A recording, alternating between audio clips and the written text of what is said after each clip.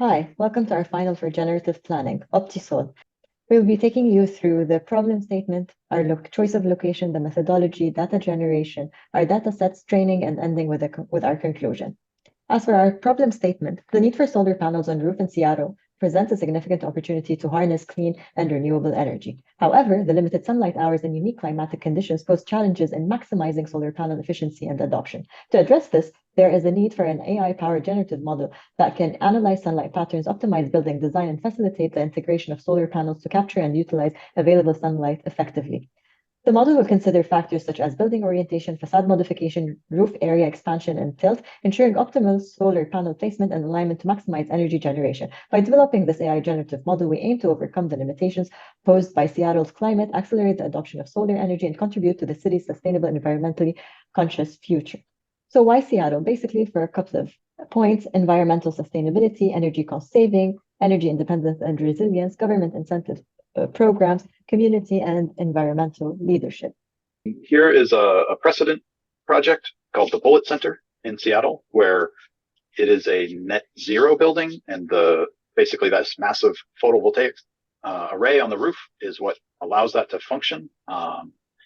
And this was kind of a generator idea because, obviously you see this large steel structure coming off the building. Yes, it provides shade, but also it's just really oversized for the building.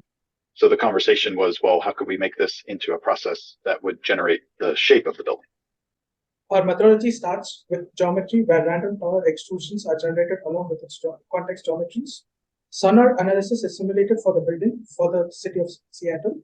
The geometry is sculpted with respect to the sonar vectors and the surrounding context geometry. We then take the CSV files and train the model. The objective is to modify the building facade and roof area to maximize the capture of sunlight for solar panel installations, and to reduce sunlight hours on certain facades, minimize excessive heat gain or glare, increase the available roof area for solar panel installations. Next. So on the left, you can see how the towers are generated, and then with respect to the sonar analysis and the context, the buildings are being sculpted. So we have 2,500 data sample set, and from which we create the context geometry and the building geometry. So with respect to both the sonars and the context geometry, the new building geometry is created, and taking the center point for the distances and group them in 4 chunks and setting them into a binary value, which creates the 128 by 128 bitmap. And then with the generated data, the 3D models are generated. Next.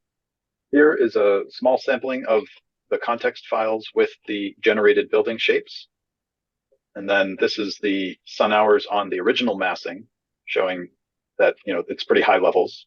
And then the sun hours on the transformed shapes shows that there are areas that are getting less sun because of the enlarged roof size at the angle that is perpendicular to the sun. In our training, once we got it working and getting the pairs of files that were actually paired instead of not paired, we started to see that these generations were going pretty well. At this checkpoint 77, which is about halfway through of our total, you could see that there's still 3 dots here, 3 dots here, here, and there's a few missing. So we were almost there, but we kept running it. And by checkpoint 132, and each checkpoint was 10,000 steps, you could see that each one of these areas that were error prone before are very, very close, if not exactly on. And then down here as well with the distance matrix, that these triangles and squares have become more precise and refined. And here is just a quick GIF of some of the training data of the transformed building shape.